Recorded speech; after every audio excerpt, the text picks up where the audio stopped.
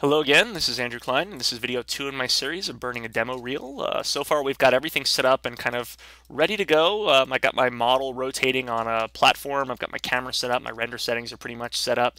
What I want to do now is I want to create some specific render passes that I can use for compositing purposes.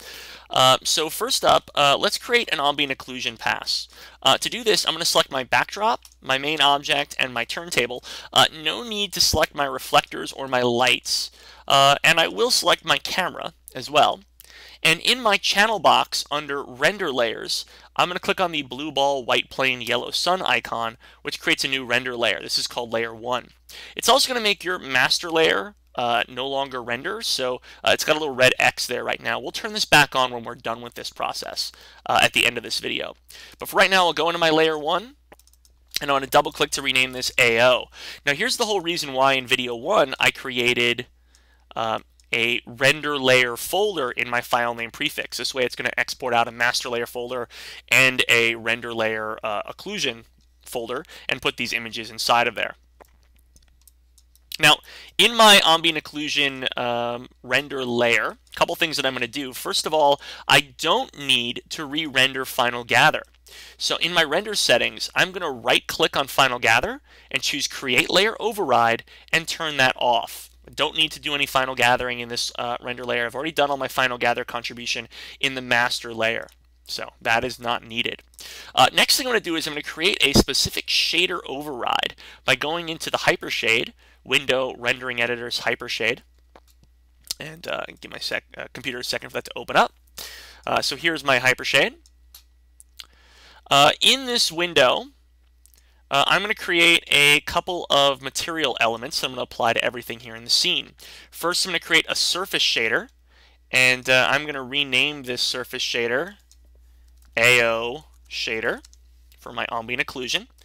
And in the mental ray textures section, I'm going to create an MIB ambient occlusion node.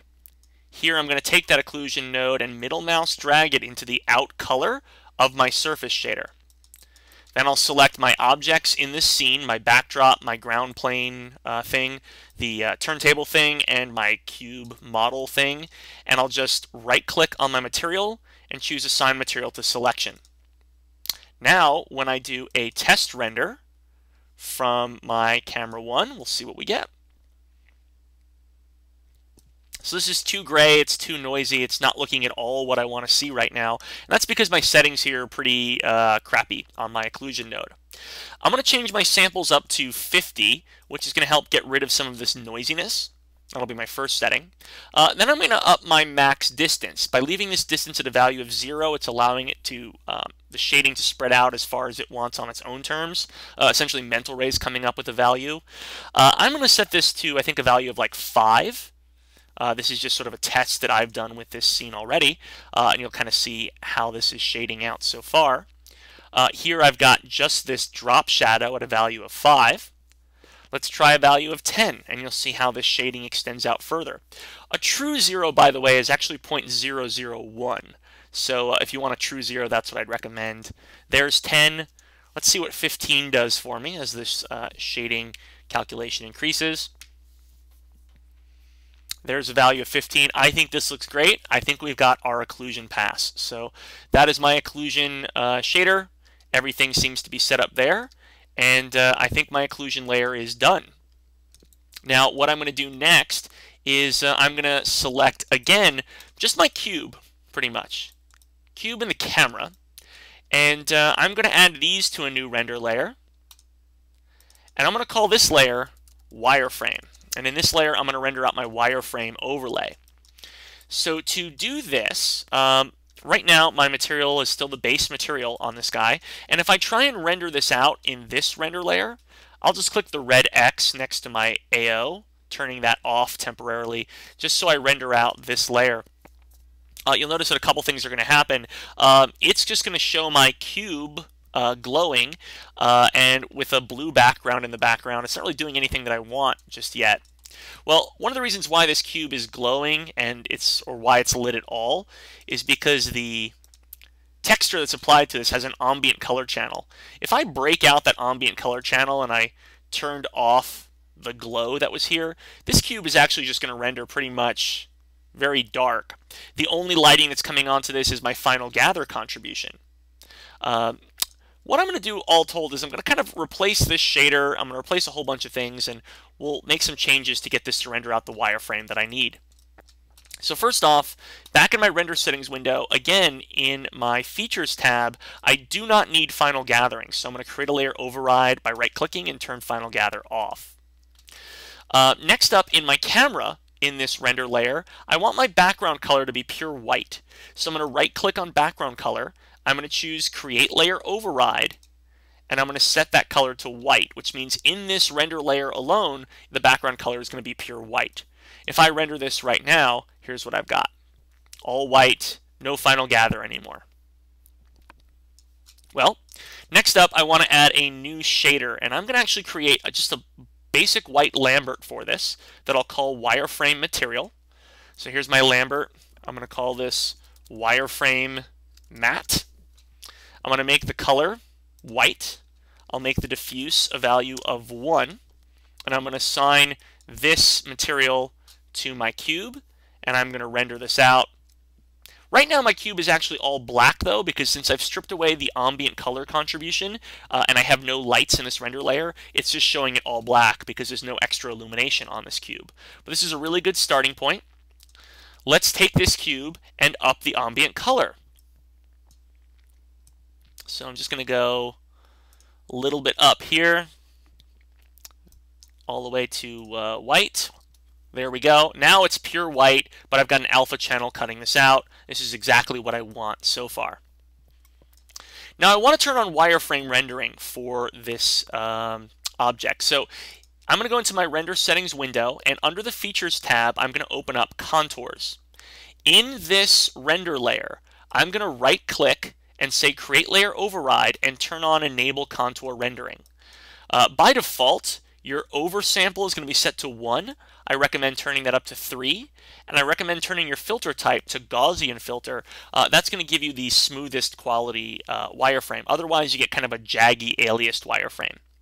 In draw by property difference, I'm going to right click on around silhouette, create a layer override and turn that on. And I'm going to right click on around all polyfaces, create a layer override and turn that on. So what's going to happen is now the scene is enabled to render wireframes around the edge of all models and around each polygon face. But even if I render this out right now, you're still not going to get anything happening because there's no wireframe ability turned on in the material itself. To turn on wireframe rendering, what I need to do is I need to go into my material. This is a Lambert. It has a shading group. I'm going to jump back to that shading group by clicking on the Go to Output Connections button, which I always describe as a little spaceship flying out of a Stargate. And you'll notice I used a Lambert instead of a surface shader, even though I turned this Lambert pretty much into a surface shader, because surface shaders don't come with a shading engine by default. In the mental ray section here, I'm going to right click and turn on Enable Contour Rendering in this render layer. I'm also going to change the color of my wireframe to black, and I'm going to change the width down to about 0.5, making the wireframe a bit thinner. Now when I render this out, wireframe. That's it.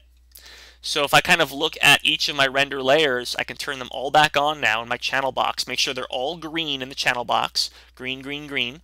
If I was to render each of these out, we'll just kind of render all 3 images. Here's my master layer. Then it's going to render my occlusion layer.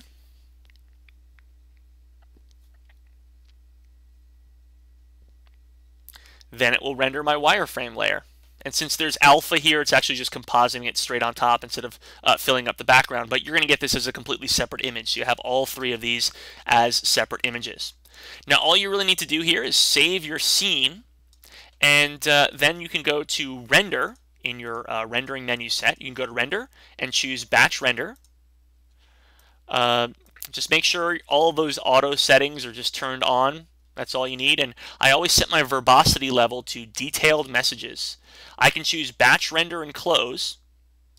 And when I do that, you'll see the script editor churning forward and rendering out all of your images. Now I'm not hitting batch render now because I actually have all of these images already rendered out. Let's take a look at what this would actually give me. So when you're done rendering, let's get rid of my temp folder for my renders I just made. You notice I've got my master layer here with this whole image sequence of my model rotating on the turntable. I've got my ambient occlusion layer of the deep shadows of the cube rotating on the turntable. And then I've got my wireframe images of my cube rotating on the turntable. So this has been video 2, in which I've covered, kind of how to do your batch render. So you would just kick back and relax for about an hour or two, however long it might take to render out your stuff, and then pick up with me in video 3, where we're going to bring this all into After Effects. See you there.